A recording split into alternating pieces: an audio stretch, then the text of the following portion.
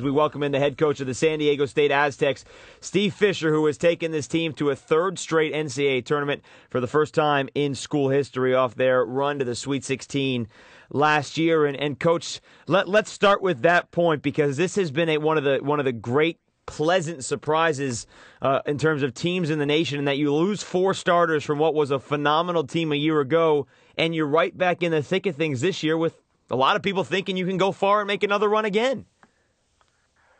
Jason, Bruce knows, like I do, rarely do you exceed expectations of your fans. It doesn't happen. They're crazy. They're off the wall. But this year, I think people thought like what you said. Four starters gone. Okay, wait till the following year. I'm proud of what our kids have done. They've competed, and we've earned a spot in this field. And to be co-champs of our league, which is as good as it is, and win 26 games, it's been a wonderful year for us. But we've got more, and we want to continue to be playing on Sunday after Friday. Hey, Coach, what is it about your club? And I know you'll talk a little bit about Jamal Franklin, but what is it about your club that gives you a chance to play with and beat an NC State team with all that size and all that depth? What is it about your club that we need to know? I think, Bruce, we had the feel of what it's like. Chase Tapley, who can really score the ball, he started for us last year. James Rahan played starter minutes, and from there it's a lot of new faces. But Jamal Franklin, a guy that played 2 minutes a game last year, all of a sudden as a sophomore, he's the MVP of our league, led the league in scoring and second or third in rebounding. He's got just a tremendous spirit and competitiveness. And we found different ways to win. One time it's a transfer from Washington State, Xavier Thames, a point guard that comes off a ball screen and gets a winning basket against Cal, and on and on. So we've got a nice balance, and we've hung our hat like you always did with teams that guard hard, make it difficult for others to get easy baskets. And if you can do that and take care of the ball, as we've been pretty good with that, you got a chance. You know, Coach, I'm always curious about this when you take a program like you have done and taking them to new heights. You know, last year winning a game in the tournament for the first time in school history and getting to the Sweet 16. I think sometimes guys can get complacent when they reach a spot that it's never been reached before. How would you assess the attitude of the players right now heading into the tournament again, knowing what they were able to do last year? I would hate to think that anybody in this profession, be it player or coach, ever gets complacent and feel as if it's their divine right to either win a conference championship or be in the tournament. And in particular for us, we're relative neophytes to this. As you said, we won our first NCAA Division I game ever last year. So we jumped for joy and excitement when we saw our name on the board. In fact, our name was the last one up, and in a lesser year, I'd have been just scared to death. But we knew we were going to be in. But this town and this community has embraced our team, and we have a fan base now. And I played at some different places that got tradition. Our fans are as good as there are in the country, and we've really, really fed off them too. And, Steve, you do feel a responsibility to give each group that chance to have one shining moment, which is very, very special. There's just nothing like it. You talk to coaches, Jason, that have been in the business as long as Coach Fisher.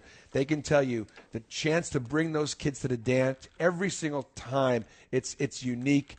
It is special. And you guys are obviously coming from the Mountain West, representing a conference that got 4 teams in the field. The SEC got 4 teams in. Do you feel that responsibility too, Coach, to represent the Mountain West as you guys move forward? What has happened, Bruce, is we've gotten, as the years have gone on, national recognition for our league. As you said, 4 teams in, Colorado State being the one that people weren't sure of, very deserving. And I think all of us feel as if this is, an honor to be there, but we want to win to prove that we belong. All of us do. I think when you win, we won 2 games last year. It adds to the credibility of your league.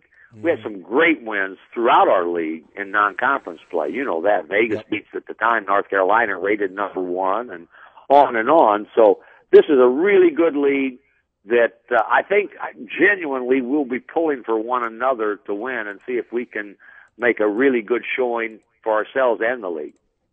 Coach, you've been in the tournament a lot of different times. Your years at Michigan and of course, now your years at San Diego State. And does this week change over the course of time for you in getting ready? You know, whoever that first opponent is this year, obviously NC State, but the week from Selection Sunday to the time you tip it off, have you been pretty consistent on what you've done since your days at Michigan? Pretty much so. It's a lot easier now, Jason, to be able to snap your finger and have 6 DVDs on North Carolina State. In the old days, way back, you cut the reel to reel. Both assistants. You had to call Hoop One Video. Yeah. They had to FedEx them to you the next day, and it took you 2 days to get film on people. Now you have it instantly. So we know a lot more about North Carolina State this morning than we did yesterday when our name popped up versus them, and I'm sure they're exactly the same way. So we've been plugging away. Our kids don't know that much yet, but when we head to practice today, they're very anxious to get the initial scouting report on our first round opponent. But we'll have probably too much for them to digest in one day. What's the biggest thing, Coach, you guys have got to do? What's your biggest concern about NC State, taking a quick look at them? I worry about their size and strength inside. We start a small lineup, Bruce. Jamal Franklin, if you have to put a number on it, would be our 4-man at 6'5", and they've got C.J. Leslie, who's a McDonald's All-American and now flourishing under the Mark Godfrey's system and style, and when they've got Howell inside, they said he slimmed down from 300 to about 275 now, and they go inside, and then they come off the bench with Painter. So their inside attack scares you, but I love what I've watched Lorenzo Brown, the way he plays. He's really, really good. So we got our hands full. We know that, but hopefully they'll have their hands full too.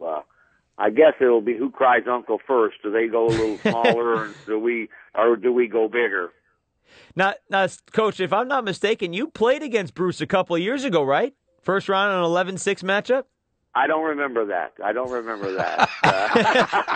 You only remember the ones you win. So, yeah, I remember it. I want to say that he cheated us, but he beat us. Yeah, he almost, that year, he came within an eyelash of getting to the Final Four. And, you know, when you lose a close, hard-fought game like that, you follow very intently the team that beat you. So we were pulling for Bruce and his Tennessee team and thinking, boy, coulda, woulda, shoulda, maybe. But, yeah, we did play them. And that was a tough game. That was a great game, Coach. It was. And right now, because I'm not coaching anymore, because I did cheat, I don't have all I have is the memory. So thank you for bringing up one of the few pleasant ones. No, not hardly one of the few. One of the many pleasant ones. We miss you, and I know you'll be back soon. All right, Coach. Appreciate you. Coach, Thanks we for being on appreciate with you. us. Safe travels to Columbus, and we really do appreciate you spending some time with us.